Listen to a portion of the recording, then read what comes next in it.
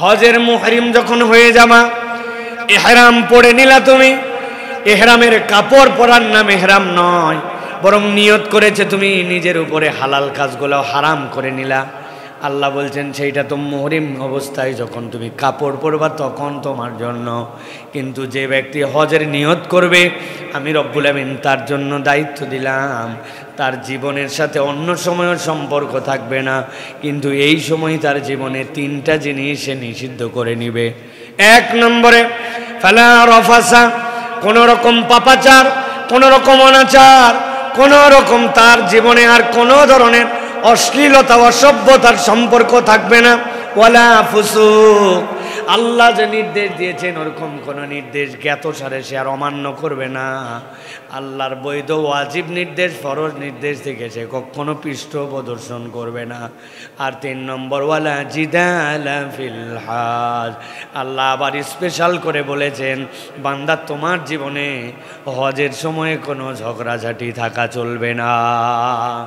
আজকে সংক্ষিপ্ত সময়ে কথা বলতে চাই হজ এবং মুমিন জীবনে তার প্রাসঙ্গিকতা। আমি ডিটেলস করব না, 5টা পয়েন্টে সংক্ষিপ্ত 5টা বিষয় আপনাদের কাছে উপস্থাপন করব, যাতে করে প্রত্যেকটা ইমানদার এই হজের আলোচনা এটার থেকে তারা যেন উপকৃত হতে পারে। প্রিয় ভাইয়েরা, আপনাদের কাছে আমি তেলাওয়াত করেছি কোরআনুল কারীমের সর্ববৃহৎ সূরা বাকারা এর 197 নম্বর আয়াত। আল্লাহ রাব্বুল আলামিন এই আয়াত কারিমার মধ্যে ইমানদারদের জন্য বর্ণনা করেছেন যে বান্দারা জেনে রাখো, হজের মাসসমূহ সুবিদিত। হজের মাস তোমাদের কাছে জানিয়ে দেওয়া। জিজ্ঞাসা থাকবে হজের মাস সমূহ কেমনে হয়? হজের মাস তো একটাই, জিলহজ মাস, 9 তারিখ হজ। তাহলে হজের আবার মাসসমূহ কেমনে হয়? এখানেও আমাদের ইসলামিক নলেজের গ্যাপ আছে। হজের মাস মূলত 3টা, যেই না আমরা রমাদান শেষ করলাম, শাওয়াল, জিলকদ, জিলহজ। হজের মাস মূলত 3টা। হজ সম্পাদনের তারিখের মাস একটা, জিলহজের 9 তারিখ। কিন্তু আল্লাহর ভাষায় হজের মাস তোমাদের জন্য 3টা। কোনো ইমানদার যদি প্রস্তুতি নিতে চায়, নিজেকে পরিবর্তিত দেখতে চায়, তাহলে কেবল 9 তারিখে হাজির হলে হবে না। আল্লাহ বলছেন রমাদানের পর থেকে তোমার প্রস্তুতি লাগবে। এর মধ্যে 2টা মাস, জিলকদ আর জিলহজ, এইটা আবার আল্লাহর পক্ষ থেকে হারাম মাস, সম্মানিত মাস। ধারাবাহিক 3টা, জিলকদ, জিলহজ, মুহররম, ওদিকে রজব, এই 3টা মাস ধারাবাহিক। আল্লাহ বলছেন এই হারাম মাস আল্লাহ বলছেন তোমাদের জন্য সুবিদিত। কি জন্য? আল্লাহ রাব্বুল আমিন বলছেন আল হাজ্জু আশহুরুম মা'লুমাত, আমি রব্বুল আলামিন সৃষ্টির শুরুর দিন থেকে তোমাদের জন্য এটাকে সুবিদিত করে রেখেছি। আল্লাহ 12টা মাসকে আল্লাহ রাব্বুল আমিন সিলেক্ট করেছেন। এর মধ্যে আল্লাহ 4টা মাসকে হারাম করেছেন। ঘুরে ফিরে তোমাদের কাছে এই মাসগুলো আসে। আল্লাহ বলছেন এর মধ্যে হজের মাসগুলা তোমাদের জন্য সুবিদিত। আল্লাহ বলছেন ফামান ফারাদা ফিহিন্নাল হজ, তোমাদের যাদের উপরে হজ ফরজ হয়ে যায়, হজ আল্লাহর পক্ষ থেকে যাদের প্রতি দায়িত্ব হয়ে যায়, ফালা রাফাসা ওয়ালা ফুসুকা ওয়ালা জিদালা ফিল হজ, হজের মুহরিম যখন হয়ে যাবা, ইহরাম পরে নিলা তুমি, ইহরামের কাপড় পরার নাম ইহরাম নয়, বরং নিয়ত করেছে তুমি নিজের উপরে হালাল কাজগুলো হারাম করে নিলা।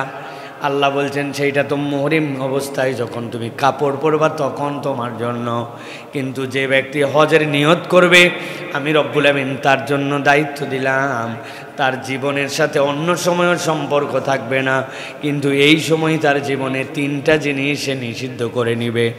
এক নম্বরে ফালা রফাসা, কোনো রকম পাপাচার, কোনো রকম অনাচার, কোনো রকম তার জীবনে আর কোনো ধরনের অশ্লীলতা অসভ্যতার সম্পর্ক থাকবে না।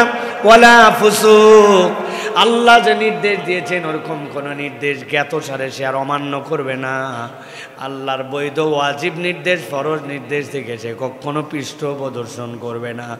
আর 3 নম্বর ওয়ালা জিদালা ফিল হজ, আল্লাহ আবার স্পেশাল করে বলেছেন বান্দা তোমার জীবনে হজের সময় কোনো ঝগড়াঝাটি থাকা চলবে না।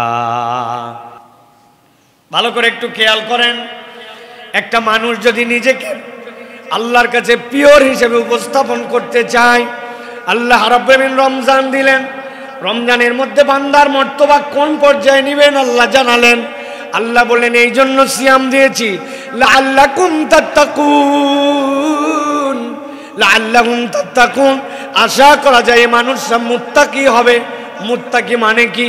আল্লাহ রাব্বুল আলামিন যা নিষেধ করেছেন নিজের জীবনে সে তার সাথে আর সম্পর্ক রাখে নাই, আল্লাহর নিষেধ থেকে নিজেকে সরাই নিয়েছে, আল্লাহর দিকে ধাবিত হয়েছে।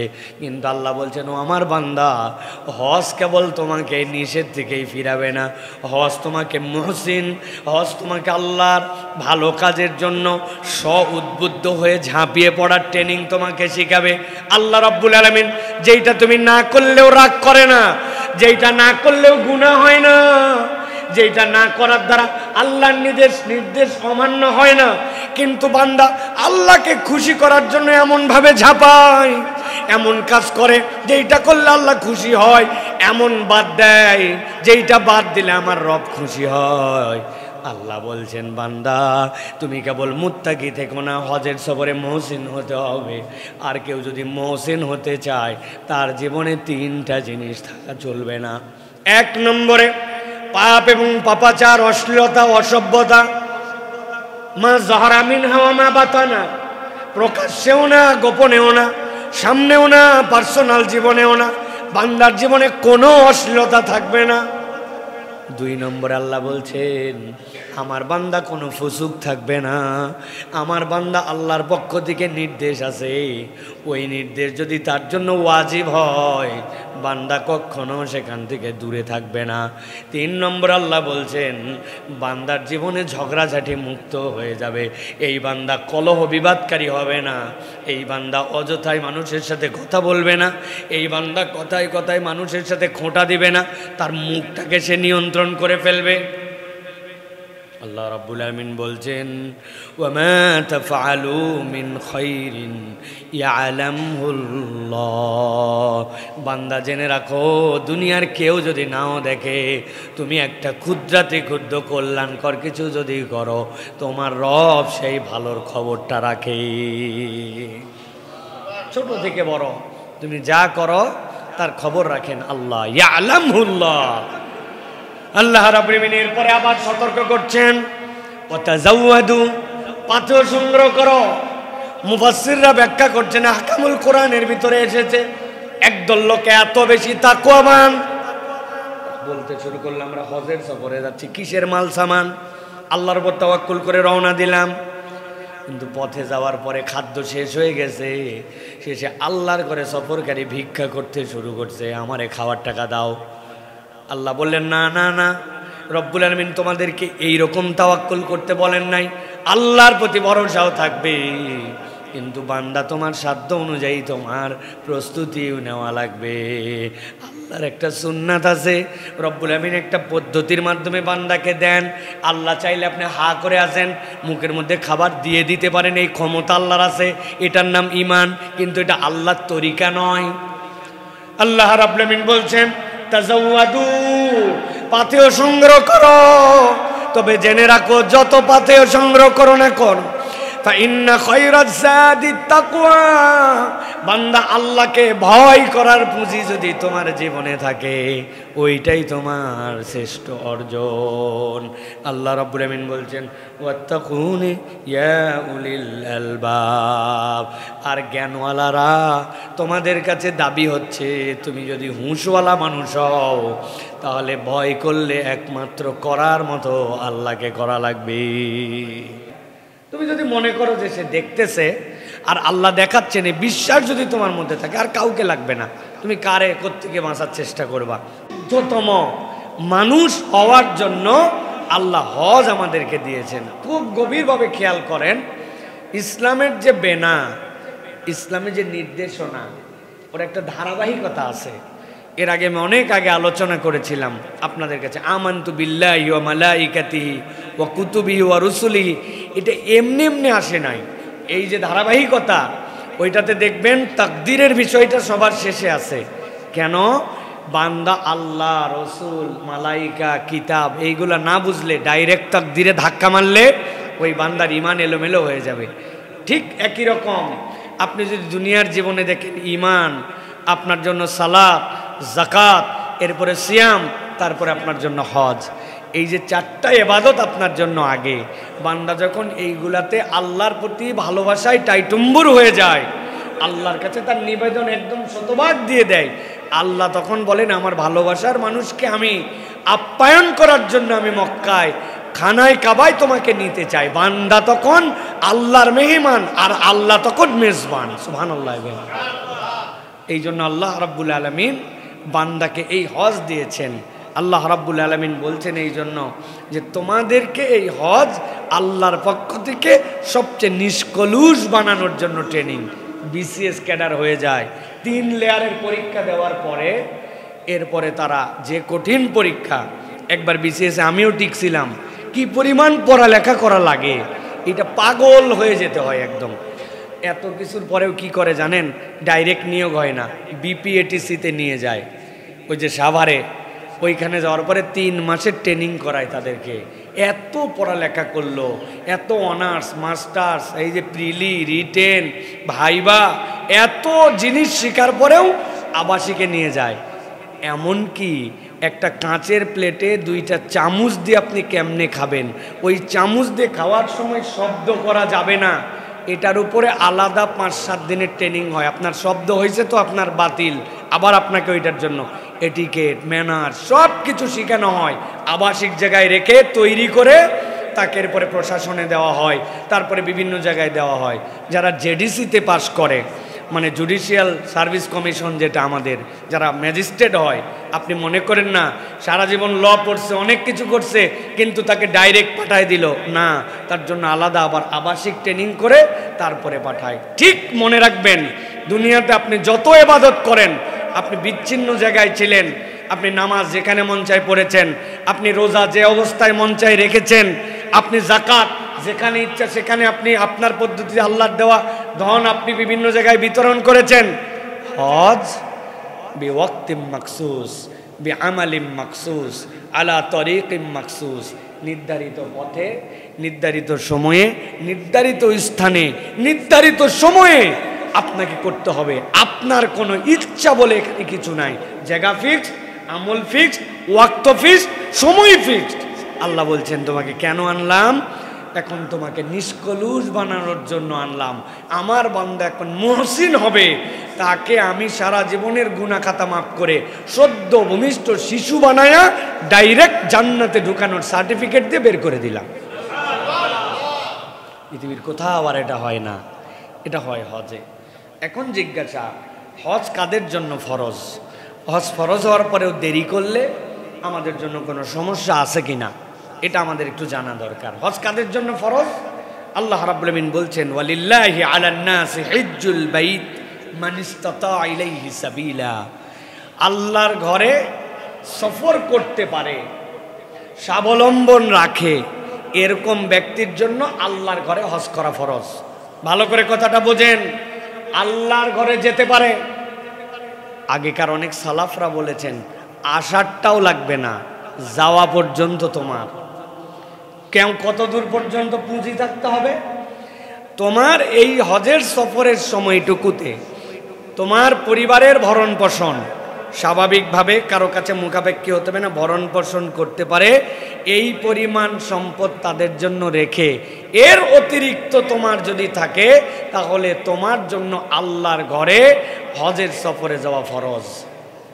আমরা বলি নগদ টাকা নাই ভাই, মার্কেটে 4টা দোকান আছে, ভাই নগদ টাকা নাই ভাই, আমার হাতে ঋণ আছে অনেক। কত ঋণ? ঋণ আছে ওনার 20 লাখ, 1 কোটি, কিন্তু ওনার পুঁজি আছে 100 কোটি, কিন্তু উনি ঋণগ্রস্ত, হজে যায় না। বলে ভাই আমার টাকা পয়সা নাই, জমি জমা জমি 5-7-10 বিঘা জমি আছে, ওখান থেকে যদি 2 শতক 3 শতক বিক্রি করে, যেটা তার পারিবারিক ভরণ পোষণের জন্য লাগে না, ওইটুকু অংশ না থাকলেও তার পরিবার দিব্যি চলে, ওইটাই আপনার জন্য অতিরিক্ত। আল্লাহ বলছেন আপনার জন্য হজ ফরজ। এই হিসাবে আমরা যদি দেখি, বাংলাদেশে 20% উপরের লোকের উপরে হজ ফরজ, কিন্তু তারা কৌশলে অথবা জ্ঞানের স্বল্পতায় তারা হজ করে না। অনেক যুবক আছে একটা বাইক কিনছে 5 লাখ 5.5 লাখ টাকায়।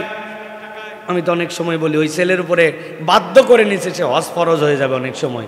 অর্থ ওই বাইক ছাড়াও সে চলতে পারে দিব্যি, ওইটা তার ফ্যাশন, মাঝে মাঝে একটু চালানোর জন্য, মাঝে মাঝে একটু মজা মারার জন্য সে নিজের উপরে বাধ্য করে নিছে। তার মানে আপনার ওটা নেসেসারি না, যেটা না হলে আপনার চলে না, যেটা না হলে আপনি না খেয়ে থাকবেন, আপনার পরিবার না খেয়ে থাকবে না। এর অতিরিক্ত আপনার কাছে যদি কোনো সম্পদ থাকে, ওইটা দিয়ে যদি হজে যাওয়ার সামর্থ্য হয়, তাহলেই আপনার উপর হজ ফরজ। এখন হিসাব মিলায় দেখেন কত পার্সেন্টের লোকের উপরে হজ ফরজ। হুজুর আমার কাছে নগদ 5 লাখ নাই, কিন্তু উনার সম্পদ 5 কোটি টাকার উপরে আছে। হুজুর আমার কাছে 7 লাখ টাকা নাই, কিন্তু উনার এরকম 5-7টা দোকান, 2-3টা ফ্ল্যাট, 4-5টা ভাড়া দেওয়া, এরকম কোনো কিছুর অভাব নাই। আল্লাহ রাব্বুল আলামিন বলছেন, ওয়ালিল্লাহি আলান নাসি হিজ্জুল বাইত মান ইসতাতা ইলাইহি সাবিলা। আল্লাহর ঘর পর্যন্ত আসতে পারলে আমি রব্বুল আলামিন তোমার জন্য হজ করাকে ফরজ করলাম। সুবহানাল্লাহ। আল্লাহর জন্য, তাই না?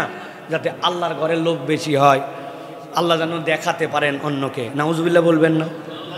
আরে হজ আল্লাহর দরকার নাই, হজ আমাদের দরকার, যাতে করে আমরা ওই মানুষটা হতে পারি যেই মানুষের থেকে মর্যাদাবান মানুষ আল্লাহর আসমানের নিচে জমিনের উপরে আর নাই। সুবহানাল্লাহ। আল্লাহ হাজীদেরকে এরকম মর্যাদা দেন। নবী আকরাম সাল্লাল্লাহু আলাইহি সাল্লাম বলছেন, ভালো করে সাবধান হও, তোমার উপরে হজ ফরজ হলো, কিন্তু তারপরেও তুমি নানান অজুহাত দিয়া হজে গেলে না, কি পরিণতি? নবীজি বলছেন, ইন্না আবদান সাহহাতু লাহু জিসমুহু, একজন বান্দা, আল্লাহ বলতেছেন আমি যার শরীরটাকে সুন্দর রাখলাম, সে ফিজিক্যালি ফিট, ওয়া ওয়াসআতু আলাইহি ফিল মাঈশা, তার চলাফেরার জন্য আমি সচ্ছলতা দান করলাম, চলাফেরায় কোনো কষ্ট নাই। আল্লাহ রাব্বুল আলামিন বলছেন, তামদি আলাইহি খামসাতু আওয়ামিন, এমন অবস্থায় তার উপর 5টা বছর পার হয়ে গেল, খাদ্যের অভাব নাই, সম্পদ যা আছে এনাফ, কিন্তু চিন্তা করছে এটা তো আমার রিজার্ভ, এটা কেমনে ভাঙ্গি, কেমনে বেশি, কেমনে এটুক বাদ দেই।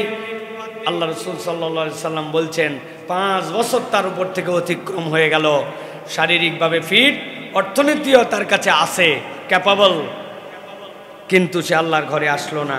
লা ইয়াফিদু ইলাইয়া লা মাহরুমুন, কিন্তু আল্লাহর ঘরে যদি সে না আসে, সে হচ্ছে বঞ্চিত এবং হতভাগা, বঞ্চিত এবং হতভাগা।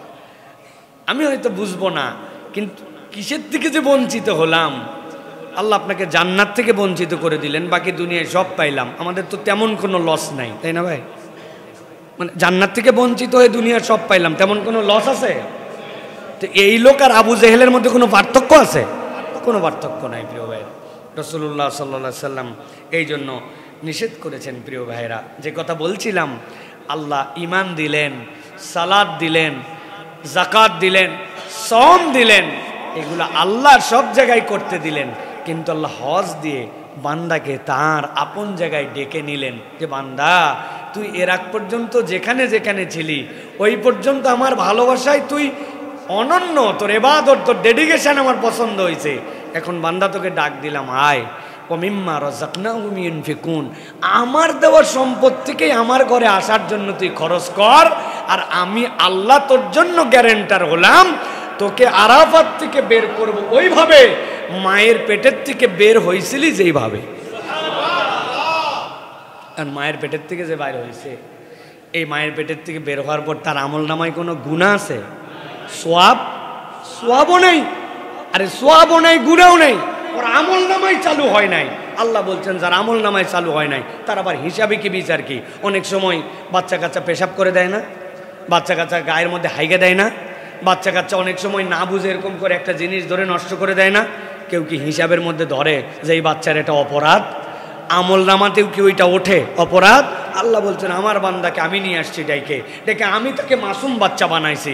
আমার বান্দা কিছু ভুল করলো সেটা আমি বুঝবো, আমি তাকে বিনা হিসাবে আমল নামাকে নিউট্রাল রেখে তাকে জান্নাতে ঢুকাই দিই।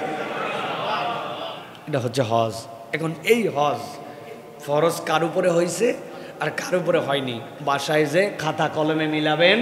আর যারা আমার বক্তব্য শুনতেছেন তারাও একটু ক্যালকুলেশনে বসবেন আর মনে রাখবেন, নবীজি বলছেন যে তুমি যদি হজ ফরজ হলে আর হজ করলে না, ইহুদি হয়ে মরুক আর নাসারা হয়ে মরুক, আমি রাসূল সাল্লাল্লাহু আলাইহি ওয়াসাল্লামের দেখার কিছু নাই। নাউজুবিল্লাহ। অতএব আল্লাহ আমাদেরকে এই বুঝ নিয়ে হজ করার তৌফিক দান করেন। এবার 3 নম্বর প্রসঙ্গে যাব আমরা। সেটি হচ্ছে মুমিন জীবনের সেরা দীক্ষা হজের সফরে তালবিয়ার শিক্ষা। মুমিন জীবনের সেরা দীক্ষা হজের সফরে তালবিয়ার শিক্ষা। যে একবার তালবিয়া বুঝেছে সে হজ বুঝেছে, আর যেই ব্যক্তি তালবিয়া বুঝে নাই তার হজের এই সফরটা আনুষ্ঠানিকতা সর্বস্ব। তালবিয়ার এমন দাম, নবী সাল্লাল্লাহু আলাইহি ওয়াসাল্লাম বলছেন বান্দা যখন বুঝে বুঝে তালবিয়া পড়ে, তালবিয়া পড়ার সাথে সাথে তার ডানে বামে ফেরেশতারা সাক্ষী হয়ে দাঁড়ায়। গাছ, পাথর, পাহাড়, জমিন সবগুলি তার সাথে তালবিয়া পড়তে শুরু করে। আর এই সাক্ষী হয় ওই ফেরেশতারা। নবীজি বলছেন কেউ যদি বিশুদ্ধ হৃদয়ে অন্তর থেকে তালবিয়া পড়তে শুরু করে, আল্লাহ রাব্বুল আলামিন আসমানের রহমতের দরজা খুলে দেন, মাগফিরাত করতে থাকেন। ওই বান্দা যতক্ষণ তালবিয়া পড়ে ততক্ষণ আসমানের দরজা খোলা থাকে। সুবহানাল্লাহ। তালবিয়ার মানে কি আমরা বুঝি না। লব্বাইক আল্লাহুম্মা লব্বাইক, লব্বাইক লা শারীকা লাক লব্বাইক, ইন্নাল হামদা ওয়ান নি'মাতা লাকা ওয়াল মুলক লা শারীকা লাক। তালবিয়ার মধ্যে 3টা বার্তা আল্লাহর কাছে বান্দা ক্লিয়ার করে দেয়।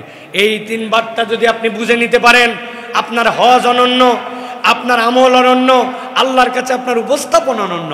লাব্বাইক আল্লাহুম্মা লাব্বাইক, এই রব এদিকে দৌড়াইছি ওদিকে দৌড়াইছি, পূর্বে গেছি পশ্চিমে গেছি, নানান ডাকে সাড়া দিছি, আজকে আর কোনো ডাকে সাড়া দিচ্ছি না।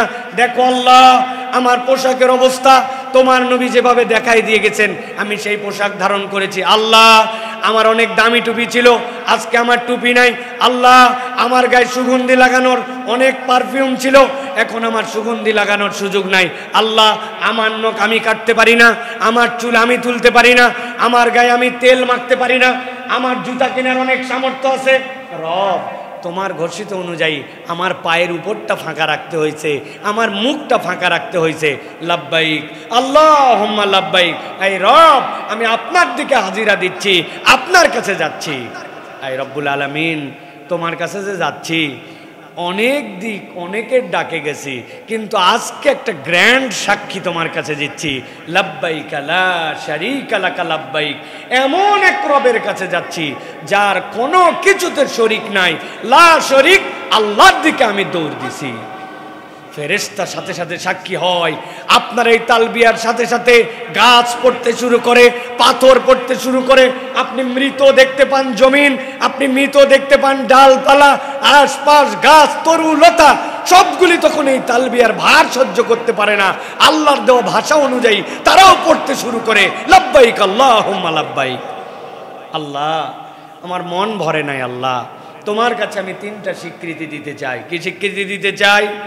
ইন্নাল হামদা, এই রব এতদিন পর্যন্ত আমি অনেক প্রশংসা করেছি, নেতার প্রশংসা করেছি, নেত্রীর প্রশংসা করেছি, বসের প্রশংসা করেছি, উমুকের প্রশংসা করেছি, তুমুক না হলে চলতো না, আমার বাপ জমি রেখে গিয়েছিল বলে আমি আজকে এই অবস্থায়, আমার উমুক ভাই আমাকে একটু আগায় দিছিল বলে আজকে আমার এই অবস্থা।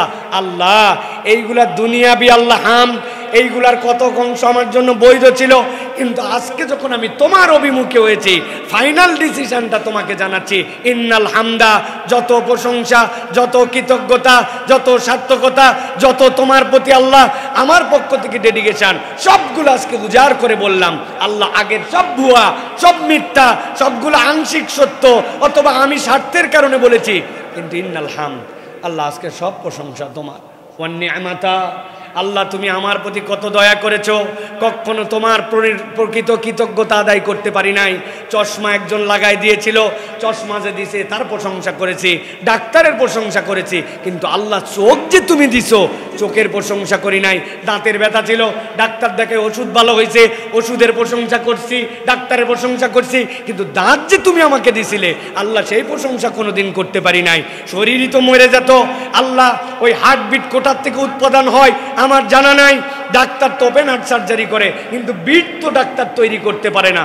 আল্লাহ এই নেতার প্রশংসা করেছি, উমুকের আল্লাহ রাব্বুল আলামিন কৃতজ্ঞতা আদায় করছি, উমুকে এটা না দিলে আমার হতো না, তুমুকে দিয়ে আমাকে আগায় দিছিল। কিন্তু আজকে বলতেছে আল্লাহ ওয়ান নিয়ামাতা, যত নিয়ামত আল্লাহ সব তোমার। আল্লাহ 3 নম্বর তোমাকে সাক্ষ্য দিচ্ছি, লাকাওয়াল মুলক, কত পাওয়ার, কত ক্ষমতা, কত মামুর জোর, কত খালের জোর, কত ক্ষমতার জোর, কত বাহিনীর জোর, আল্লাহ কত ধরনের প্রভাব প্রতিপত্তি। আমি গরম দেখাইছি, পাওয়ার দেখাইছি, একটু কিছু হতে না হতে পকেট থেকে মোবাইল করে বের করে ফেলছি, আমার অমুক আছে, তুমুক দিয়ে যাস, আমার অমুকে মন্ত্রী, তুমুকে।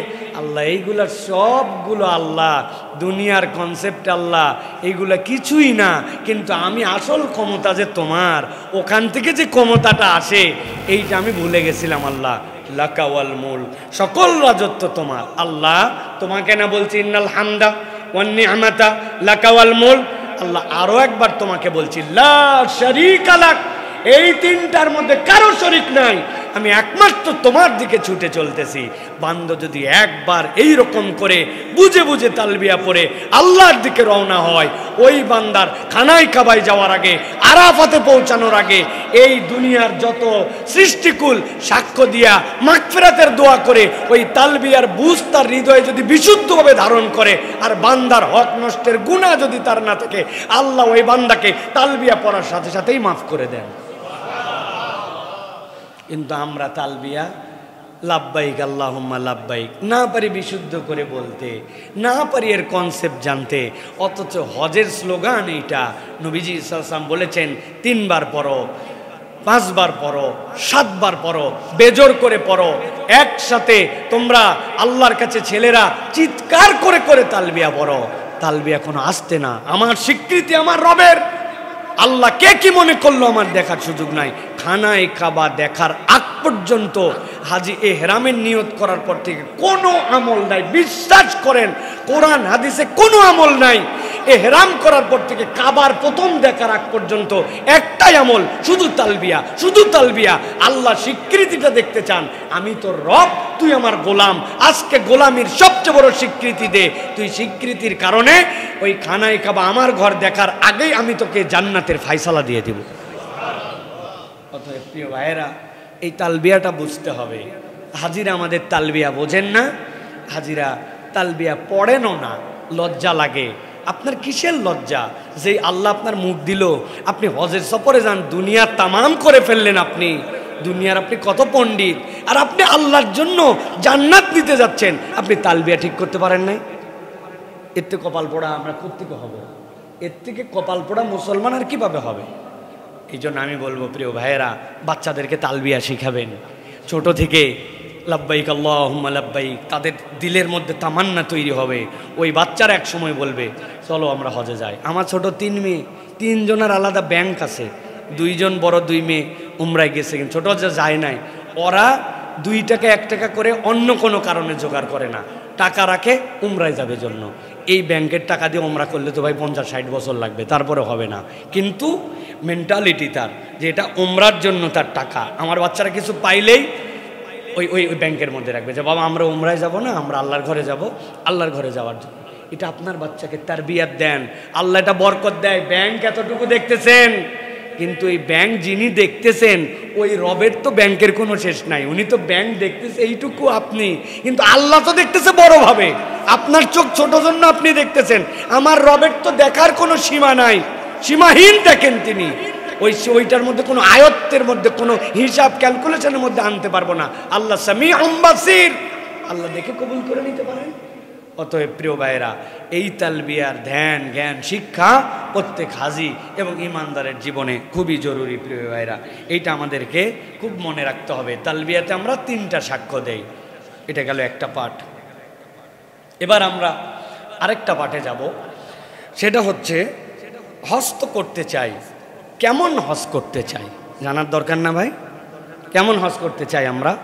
আমরা এমন একটা হজ করতে চাই যেই হজে কোনো কষ্ট নাই, যেই হজে 5 স্টার টাইপের হোটেলে থাকবো, আরাম আর আরাম, সব জায়গায় এসি থাকবে, আমাকে শুধু নিয়ে যাবে, সুযোগ যদি হয় একটু বেশি টাকা দিয়ে হলেও খানায় কাবার দরজা খুলে ভিতরেই রাখবে, টপ করে খালি বেরোবো আর নামাজ পড়বো।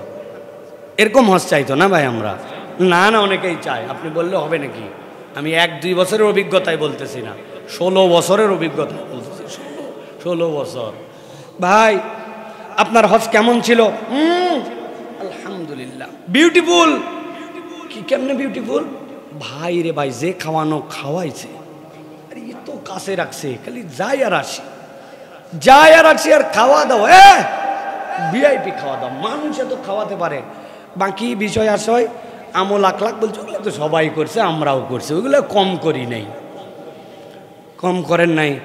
মক্কা শরীফে যায় কয়টা রোজা ছিলেন ভাই? ভাই ইরি বাবা, যে আবহাওয়ার আবহাওয়া আর যে খাওয়ার খাওয়া, এই খাওয়া চেয়ে রোজা থাকা মুসাফিরের জন্য রোজা আছে? উনি পুরা মক্কার সফরে থাকছে 40 দিন, কোনো নফল তাওয়াফ, ও ভাই মাথা পেয়ার ঢুকতে দেয় না ভাই, অনেক দুধ দিয়ে গোড়া লাগে, এত ঘুরলে পায়ের গেটি থাকে। ও ফরজ তাওয়াফ একটা করছিলাম, আলহামদুলিল্লাহ। উনি খাইছে ভালো, থাকছে ভালো, তাওয়াফ একটা, রোজা একটাও নাই। কয় খতম কোরআন শরীফ? কোরআন শরীফ খতম ভাই, বাপরে বাপ, আমার পড়তে অনেক সময় লাগে ভাই, 1 পৃষ্ঠা পড়তে 5-6 মিনিট লাগে। কেমনে কোরআন শরীফ খতম দেবো ওই জায়গায় ভাই? শরীর চলে না ভাই, শরীর চলে না। অনেক পরিশ্রম করছে। এই হচ্ছে আমার ভালো হজ। খারাপ হজ, হজ কেমন হয়েছে ভাই? আর বলেন না, কষ্ট আর কষ্ট ভাই, খাইতে পারি নাই ভাই, খাইতে পারি নাই, খাওয়া যায় না ভাই, খাওয়া যায় না। আর হায়রে কষ্ট, এই এদিকে ব্যারিকেড, ওদিকে ব্যারিকেড, 1 কিলোমিটার ঘোরো, 2 কিলোমিটার ঘোরো, শেষে বিরক্ত হয়ে হোটেলেই নামাজ পড়ছে। এত ঝামেলার মধ্যে যাই নাই আমি, কিসের কি? এই খারাপ হজ আর ভালো হজ। আল্লাহ যদি আপনাদেরকে নিয়ে যায় কখনো, আব্দুল্লাহ সাইফুল্লাহ অ্যাক্টিং করে যা বললো, আপনি দেখবেন হাজিদের খারাপ হজ আর ভালো হজ মানে এটা। কিন্তু ভালো হজ কাকে বলে? কেমন হজ আপনি করতে চান? দেখেন তো, নবী করিম সাল্লাল্লাহু আলাইহি সাল্লাম বলছেন, এমন একটা হজ করো, মান হাজ্জা লিল্লাহি ফালাম ইয়ারফুস ওয়ালাম ইয়াফসুক রাজাআ কায়াউমিন ওয়ালাদাতহু উম্মুহু। এমন হজ করলো যেই হজে ফিস্ক নাই, যেই হজের মধ্যে রফাস নাই, পাপাচার নাই, গুনাহ নাই, ওই হজ করে আসলো, আল্লাহ নবী বলছেন সে তো হজ করে আসলো না, সে মায়ের পেটের থেকে ভূমিষ্ঠ হওয়ার মতো পবিত্র হয়ে আসলো। নবীজি সাল্লাল্লাহু আলাইহি ওয়াসাল্লাম বলছেন, হাজ্জাম মাবরুর লাইসা লাহু জাযাউন ইল্লাল জান্নাহ।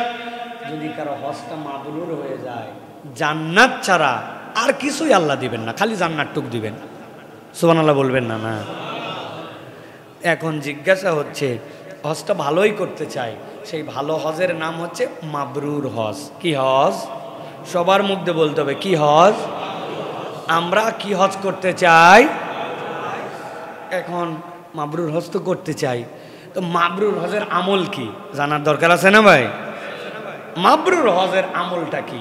মাবরুর হজের আমল 3টা। হজের সফরে 30টা রোজা রাখতে হবে, 5 খতম কোরআন শরীফ আর 50টা তাওয়াফ। হজের প্যাকেজ আপনার 17 দিন। রোজা রাখতে হবে কয়টা? ব্যাপার বুঝলাম না তো ভাই। না, 20 দিনে 30 রোজা কেমনে রাখে? বাচ্চাদের মতো সকাল থেকে দুপুরে একটা, দুপুর থেকে রাত একটা, এরকম। 1 পৃষ্ঠা কোরআন শরীফ পড়তে লাগে 5 মিনিট। এই 5 খতম দিলে তো 1.5 বছর থাকা লাগবে মক্কা শরীফ, এর কোরআন শরীফ শেষ হবে না। না ভাই, নবী আকরাম সাল্লাল্লাহু আলাইহি সাল্লাম, ইসলাম আপনাকে এরকম কঠিন কিছু দায়িত্ব দেয় নাই। নবীজি বলছেন, তুমি যদি মাবরুর হজ করো, জান্নাত ছাড়া তোমার কোনো রিওয়ার্ড নাই। আর জেনে রাখো মাবরুর হজ কিভাবে হয়। বিররুল হজ্জ ইতআমুত তুআম ওয়া তিবুল কালাম। বান্দার জীবনে যদি 2টা জিনিস যুক্ত হয়, তাহলে আল্লাহ তাকে মাবরুর হজ দান করবেন। এই হজের বিনিময়ে আল্লাহ তাকে জান্নাত দিয়ে দিবেন। 1 নম্বর, আল্লাহ নবী সাল্লাল্লাহু আলাইহি ওয়াসাল্লাম বলছেন, ইতআমুত তুআম। যেই সফরে তুমি মানুষকে খাওয়াও, হজের সফর খাওয়ানোর সফর। হজের সফর ত্যাগের সফর, হজের সফর সবরের সফর। আপনি মানুষকে খাওয়ান, চিন্তা করছে হুজুর টেবিল চালা খাওয়াই, আমি খাওয়ার প্যাকেজ দিয়ে গেছি, আমি আবার কি খাওয়াবো? খাওয়ানোর কৌশল আছে ভাই। আপনি জমজমের এক গ্লাস পানি খেয়ে চলে আসছেন, এক গ্লাস পানি একাই খায় না, এক গ্লাস খাওয়ার পরে 2 গ্লাস পানি সাথী ভাইদের জন্য নিয়ে আসে, নিয়ত করছে যে আমাকে খাওয়াতে হবে। বাজেট করে গেছে, সোনা কিনবে এত ভরি, জায়নামাজ কিনবে কয়টা, খেজুর কিনবে কয় কেজি, বাচ্চাদের জন্য গিফট কিনবে এইটা, কিন্তু ওনার বাজেট নাই যে মক্কাতে খাওয়ানোর জন্য আমার 1000 রিয়াল খরচ করব। আমার ভাইকে আমি খেজুর খাওয়াবো, আমার ভাইকে আমি আপেল খাওয়াবো, আমার ভাইকে আমি পানি খাওয়াবো। নবী আমাকে বলছে তোমার হজ কবুল করা লাগবে ইতআমুত তাআম, একটা খেজুর অর্ধেক করে 2 ভাইকে দিয়ে খাইছে, নিয়ত যে আল্লাহ রাব্বুল আলামিন আমাকে তৌফিক দিছে। রোজা রাখছে সোমবার, রোজা রাখছে বৃহস্পতিবার, পকেটে করে আপেল কেটে নিয়ে গেছে, গোটা নিয়ে যায় নাই, আপেলটা 10টা স্লাইস করে নিয়ে গেছে, একটা কমলা পকেটে নিয়ে গেছে, একা খাই নাই, 1 পোয়া 10 জনকে দিয়ে তারপরে খাইছে। আমার নবী বলছে খাওয়াতে হবে। 2 ভাই রুমের মধ্যে খেতে বসছিল, একজনের পাতের মধ্যে গেছে লেজ, লোকের মন খারাপ, মাছই খেতে পারে না, তার মধ্যে রুই মাছের লেজ। এই বেচারির তো মাথায় খারাপ, বুঝতে পেরেছে কিছু বলতে পারছে না। উনি বলছে ভাই রে আমার তো খবর রাখেন না, মাছের কাঁটা বাইসে খাই না, সিবায়ে খাওয়া লোক আমি, মাথাও খেতে পারি লেজও খেতে পারি, এই যে আমার পেটিটা আপনি নেন তো, এটার কাঁটা কম, আপনারটা দেন। ওই লোক কিছু বলতে পারে নাই, আপনার অ্যাটিটিউডটা আল্লাহর কাছে ধাক্কা মেরে দিছে, রব্বুল আলামিন আপনাকে মাবরুর হজকারী হিসাবে কবুল করে নেবেন। মানুষকে খাওয়ানো, মানুষের জন্য একটু খাওয়াতে সহযোগিতা করা, খাওয়ার একটু কম বেশি হয়েছে এটার খুদ আয়েব না ধরা। আর 2 নম্বর অতীবুল কালাম, আপনার মুখটা সবসময় হাসি মুখ, আপনার মুখটা সবসময় সুন্দর করে কথা বলে। যার হজের সফরে আচরণ সুন্দর, আল্লাহ রাব্বুল আমিন অটোমেটিক ওই বান্দাকে হজ্জে মাবরুর দান করবেন। আপনারা জোরে সুবহানাল্লাহ বলছেন, খুশি খুশি ভিতরে বলতেছেন ব্যাপার নাকি হুজুর, মানুষের সাথে হাসি মুখ আগের থেকে নিয়ত করলাম, এত সোজা না। হজের সফর, আমার ভাষায় বলি রাগের সফর। আজির যে এত রাগ, এই রাগ যে কোথার থেকে আসে আল্লাহ রাব্বুল আলামিন ছাড়া কেউ জানে না। এত রাগ, পদে পদে রাগ, কথায় রাগ, আচরণে রাগ, শোয়াতে রাগ, বসাতে রাগ, উঠাতে রাগ, হাঁটাতে রাগ, খাওয়াতে রাগ, হাগাতে রাগ। ব্যাককল কোথাকার, কমোড ব্যবহার করতে জানে না, অশিক্ষিত অসভ্য, সবগুলা কোথার থেকে আসছে, কমোড ব্যবহার করে আসছে, ফ্ল্যাশ করে নাই। ওই যাওয়ার থেকে বাথরুমে রাগ গজগজ করতে করতে হাইগে বাড়ানো পর্যন্ত রাগ। কোথার থেকে এত রাগ আসলো? আমি আমার ভাষায় বলি হাসি মুখে কথা বলা। হজের সফরে মাবরুর হজ, কিন্তু হজের সফরের সবচেয়ে কঠিন আমল এটা। আপনি হজের সফরে বেরিয়েছেন, বাংলাদেশের আবহাওয়া একরকম ছিল, ওখানকার আবহাওয়া একরকম। এখানে কার্বোহাইড্রেট খেয়ে খেয়ে আমার প্রত্যেকটা কোষ ভর্তি ভর্তি পানি। তরমুজ যেরকম খাইলে পানি, আমার গা কাটলে রক্তের পরে সবচেয়ে পানি বাড়াবে। কিন্তু আরবের আবহাওয়া এরকম নয়। ওইখানকার আবহাওয়া, ওইখানে অনেক আর্দ্রতা কম, এই জন্য মানুষের ব্রেনগুলা শুষ্ক হয়ে যায়, শরীরগুলা রুক্ষ হয়ে যায়। এটা একটা রাগের কারণ, তবে এটা মূল কারণ না। কারণ নম্বর 2, 50 বছর, 60 বছর, 70 বছর এইটাকে বেনামাজি বানায়, মৃত্যুক বানায়, ধোকাবাজ বানায়, আল্লাহর হুকুম থেকে গাফলতি করায়া শয়তান এর জাহান্নামে নেওয়ার জন্য 100% নিয়ে ফেলছে। খালি মরবে আর এই বেটা তওবা না করে জাহান্নাম। কিন্তু আল্লাহ ওই বান্দারে ডাক দিয়েছেন, আয় এতদিন ধরে কষ্ট করছিলি, আয় আমার ঘরে আয়, আমি তোরে ক্ষমা করে দিব। শয়তানের তো মাথা ঠিক নাই, এতদিন ধরে এরা বানাইলো জাহান্নামের জন্য, আরে এখন এই বেটা ডাইরেক্ট ওই জায়গায় যায় নিষ্পাপ শিশু হয়ে যাবে। শয়তানের তো মাথা খারাপ, সিঁচকা চোর। ও যখন পকেট মারবে তখন ব্লেড মারিয়ে মারে, কিন্তু দেখছে 2 পকেটে 2 লাখ, হাতের মধ্যে 10 লাখ টাকার ব্যাগ, তখন তো ভাই অস্ত্র চালাতেও হিসাব করবে না, পেট কেটে ফেললেও কোনো সমস্যা নাই, কারণ চালান বড়। এর আগ পর্যন্ত শয়তান সিসকায় সিসকায় কাজ করছে, আর এখন আল্লাহ প্যাকেজ থেকে জাহান্নাম থেকে মুক্ত করবে। শয়তানের মাথা খারাপ, কিন্তু মাথা খারাপ করেও তো কুলাতে পারে না। ফজরের আগে একদিন শুয়ে আছে, শয়তান এসে বলছে, শোন পায়ে ব্যথা, 2 দিন পরে হজ, এখন নামাজ পড়ার দরকার নাই, সকালে উঠে পড়িস। বলা মাত্র লাভ দিয়ে উঠছে। আরে শয়তান তো ধোকায় ফেলতেছে, ফজর পর্যন্ত অপেক্ষা করা যাবে না, তাহাজ্জুদের ওয়াক্তে হারাম শরীফে চলে গেছে। শয়তান ফেল। বাথরুমের মধ্যে ঢুকছে, ঢুকে বলছে সুবহানাল্লাহ, আল্লাহ দেয়, এভাবে দিলে আল্লাহ দেয়। আগে একজন গোসল করে গেছিল, ওর কোমরের বেল্ট ওই জায়গায় ঝুলানো আছে, খুলে দেখে ডলার, রিয়াল, বাংলা টাকা। চিন্তা করছে হজের সফরের খরচ আল্লাহ আমারে দিয়ে দিল। জীবনেও কোনো হাজি নিবে না, বরং ও গামছা পরে আগে ওইটা হাজিকে পৌঁছায় দিবে। হজের সফরে 1 টাকা মানুষের নিব, নাউজুবিল্লাহ। তাহলে শয়তান আপনাকে টাকা দিয়ে ধোকা দিতে পারে না, নামাজ দিয়ে গাফলতি করতে পারে না। শয়তানের ইনজেকশন কি? শয়তান খালি আপনারে তাতায় রাখবে সব সময়। আপনি খালি আমিত্বের উপরে আছেন, যে আমিত্ব বিসর্জন করতে গেছেন, শয়তান আপনারা জায়গায় দিচ্ছে। হ্যাঁ, আমার বিছনাটা কোন জায়গায় দিল, আমার তো চেনে না, দেশে আমি কি খাই জানে না, একজন জুতা পরে গেছে ভুল করে, আপনার গরম, আপনি শুধু রাগ আর রাগ। এই জন্য হাজিদেরকে বলবো, খাদ্য খাওয়ানোরটা তারপরে হয়তো আপনি দেখাতে পারেন, কিন্তু তৈবুল কালাম, হাসি মুখ ধরে রাখা এত সোজা নয়। অনেক লোককে আমি মিনা মুজদালিফায় বলতে শুনছি, হজ এবার করলাম না, আরাফাতে রেখে গেলাম, আগে তোর শেষ দেখাটা দেখে নেই। আল্লাহ সাক্ষী রেখে এই মিনারে, এই এখানে বসে বলতেছি, কারণ এই কথা যদি আমি বানায় বলি তাহলে আল্লাহর কাছে আমারও জীবন জবাব দেওয়া লাগবে। আমি এরকম অনেক মানুষের কাছে শুনছি, রাখ তোর হজ, এবার হজ করলাম না বেটা, আগে তোরটা দেখে যাই। আরাফাতে বসে এই কথা বলছে। একবারের দুঃখ আছে, আমি কাঁদছি সারাদিন আরাফাতে, ওই লোক এহেরামি খুলে ফেলছে, হজ করলাম না, আগে মারামারিটা করে যাই। আল্লাহ রাব্বুল আলামিন তাহলে আমাদেরকে হজ্জে মাবরুর দিতে চান, কিন্তু এই 2টা প্র্যাকটিস লাগবে প্রিয় ভাইয়েরা, প্রস্তুতি লাগবে এইটা। এই জন্য আল্লাহ রাব্বুল আলামিনের কাছে সাহায্যও চাইতে হবে, সাথে সাথে এই মাবরুর হজের জন্য আমাদেরকে প্রচেষ্টা করতে হবে। খেয়াল করে দেখেন, হজের আমলের সাথে আল্লাহ গুনাহ ছাড়ার কথা বেশি বলছেন, আমলের কথা কিন্তু বেশি নাই। ফালা রফাসা ওয়ালা ফুসুকা ওয়ালা জিদালা ফিল হজ। আল্লাহ চান গুনাহ ছেড়ে দে। আপনি যদি আমল নাও করতে পারেন, আপনার হজ স্বয়ং আমল, যতক্ষণ ইহরাম পরে আছেন আপনার অটোমেটিক ইবাদত লেখা হচ্ছে, কিন্তু আল্লাহ বলছেন গুনাহ ছাড়ো। যোগ করতে না পারলেও তোমার জীবন থেকে গুনাহগুলা বিয়োগ করে দাও, এটাই হচ্ছে হজের সফরের সবচেয়ে বড় আমল। অতএব আমাদেরকে হজ্জে মাবরুরের এই কনসেপ্টটা আমাদেরকে নিতে হবে প্রিয় ভাইরা। এবার আমরা চতুর্থ আরেকটা প্রসঙ্গে যাব, হজ করলে আমাদের লাভ কি, আর বারবার হজ উমরা করার ক্ষেত্রে শরীয়তের আদেশ কি আমাদের জন্য। অনেকেই বলে থাকেন এত হজ এত উমরা বারবার যাওয়া, এই টাকা অন্য জায়গায় ব্যয় করলে হতো, এই সেই। হ্যাঁ, যদি আপনার বান্দার কোনো হক আপনার প্রতি দায়িত্বের মধ্যে থাকে, সেটা অবশ্যই আপনাকে আদায় করতে হবে, সেটা দিতে হবে। আপনাকে মানবতার কল্যাণে আপনাকে খরচ করতে হবে, কিন্তু আল্লাহ তার এদিকেও দিছেন, সাথে সাথে আল্লাহর ঘরে যাওয়ার জন্য টান দিছেন।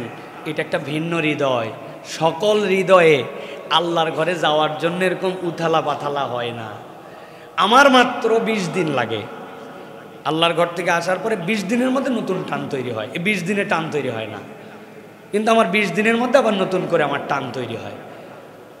মাত্র 20 দিন কেন হয় আমি জানি না, আল্লাহ যেন এটা আমার প্রতি রাখেন, যেতে পারি বা না পারি। আমার এই টান মাত্র 20 দিন যাওয়ার পরে। অনেকের জীবনেও টানই তৈরি হলো না। আপনার টান তৈরি না হলে আমি রসুলের ভাষায় বলতে চাই, তুমি যদি মানুষের প্রতি দয়া না করো, চুমু না দাও, আল্লাহ তোমার দিলে যদি দয়া না দেয়, তা আমার কি করার আছে? এটা আমার কথা নয়, হাদিসের কনসেপ্টে বলতেছি। নবীজি বলছেন, তাবিউ বাইনাল হাজ্জি ওয়াল উমরা ফাইন্নাহুমা ইয়ানফিয়ানি আল ফাকর ওয়াজ যুনুব। জেনে রাখো, তোমরা বারবার হজ করো, বারবার উমরা করো। আমি নবীজি বললাম যে হজ করে আর যে উমরা করে, রব্বুল আলামিন তার জীবন থেকে 2টা জিনিস তুলে নেন। কি তুলে নেন?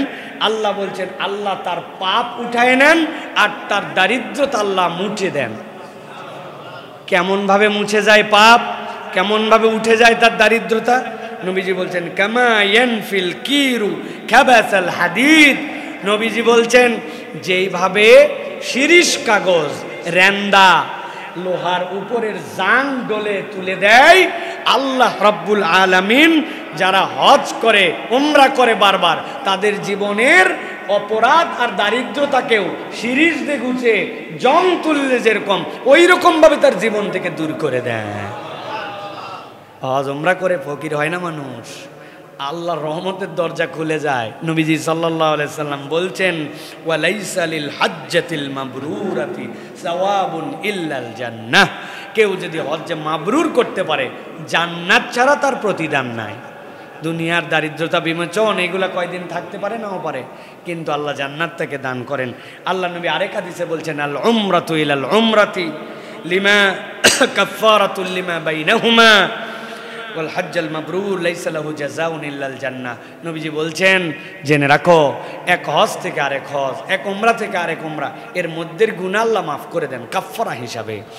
আর যে হজ্জে মাবরুর হয় যার জীবনে, আল্লাহ রাব্বুল আলামিন তাকে জান্নাত ছাড়ার কোনো বিনিময় দেন না। অতএব প্রত্যেক ইমানদারের হৃদয়ে এই তামান্নাটা দরকার। ভাই, আপনি কেন ভয় পান? কেন ভয় পান? আপনি আল্লাহর কাছে বলতে ভয় পান কেন?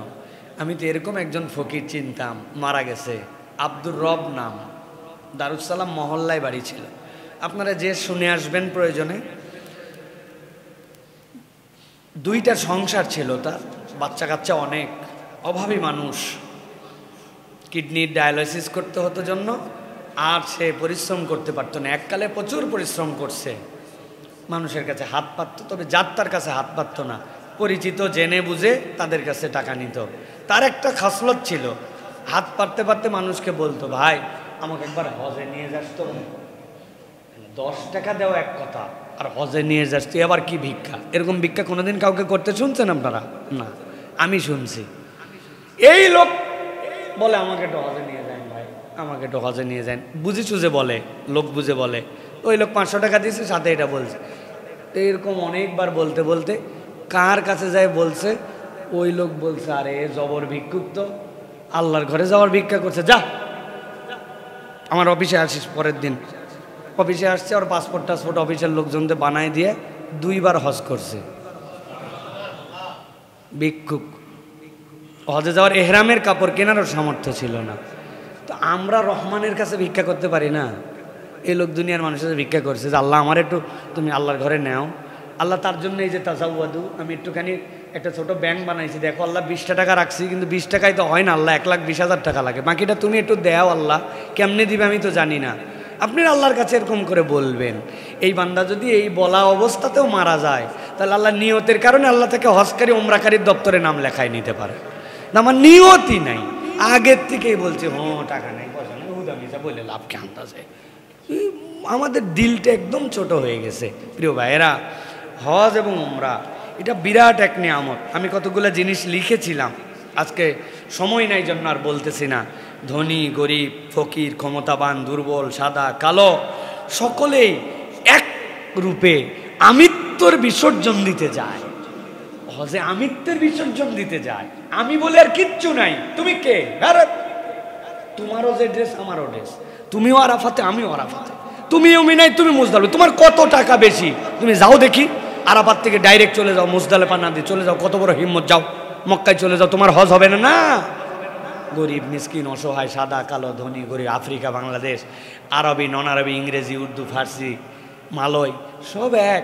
আল্লাহ বলছেন তোমার আমিত্বকে বিসর্জন দেওয়ার জন্য আনছি। আরাফাতে দাও তাবুতে ছিলি, মিনাতে দাও তাবুতে ছিলি, মুজদালিফায় নো তাবু, যা পাথরের মধ্যে শোন, একদম পাথরের মধ্যে শুয়ে গেছে, কিচ্ছু নাই, নাঙ্গা পোশাকে শুয়ে গেছে, যা ওঠ। পরের দিন সকালবেলা যায় পাথর মার, ডেমনস্ট্রেশনে পাথর মারছে, মারার পর যাও আল্লাহর ঘর তওয়াব করো, সবাই এক কাজ, যাও এবার চুল হয় ছোট করো নয় কাটো, কাটা লাগবে, সব চুলের মাথা হলেও তোমায় কাটতে হবে, নেড়া করতে হবে, সব এক স্টাইল, সব আল্লাহ রাব্বুল আমিন বান্দাবান্দিকে এক করে দিলেন। আল্লাহ রাব্বুল আমিন এই যে আমিত্বের বিসর্জন, এটাই তো হজের শিক্ষা ভাই। আর এখন হজ করে আমার আমিত্ব বাড়ে। আমি এক মাহফিলে গেছি, ওদের 34,000 টাকা, না সরি 13,000 টাকার হ্যান্ডবিল চেঞ্জ করা লাগছে। হজ করে আসছে একজন, ওই লোকের নামের আগে আলহাজ দেয়নি জন্য ওই মাহফিলে হতে দিবে না, পরে ওরা সব প্যাম্পলেট বাদ দিয়ে আবার নতুন করে ছাপানো লাগছে এই 13 হাজির জন্য। এই যদি হয় হজ, এই যদি হয় আমিত্ব, এই যদি হয় বড়ত্ব, হ্যাঁ, একটু খাওয়া, একটু থাকা, একটু বাসে সামনে বসা পিছনে বসা, কত কিছু নেই, এগুলো হজ নাই ভাই, এগুলো সব হয়ে গেছে ট্যুরিজম। আমি বলি আপনি ট্যুর করতে চাইলে ভাই 5 লাখ টাকায় আপনি কি পরিমাণ ট্যুর করতে পারবেন আপনার ধারণা আছে? হ্যাঁ, 5 স্টার হোটেলে 1 মাস টানা থাকতে পারবেন আপনি। কক্সবাজারে থাকেন না, ধুমধুমায় খান, তাহলে আপনি তো হজ নট এ ট্যুরিজম। ভালো করে এটা মনে রাখতে হবে প্রিয় ভাইরা। অতএব আল্লাহ আমাদেরকে আমাদের এই হজগুলিকে সুন্দর করে সম্পাদন করার তৌফিক দান করেন। আল্লাহ আমাদেরকে যারা এবার হজে যাচ্ছেন তাদেরকে আল্লাহ রাব্বুল আলামিন তাদের হজকে সুন্দরভাবে করার এবং হজকে মাবরুর যেন করেন, বলেন আল্লাহুম্মা আমিন। আমরাও হজে যাব ইনশাআল্লাহ।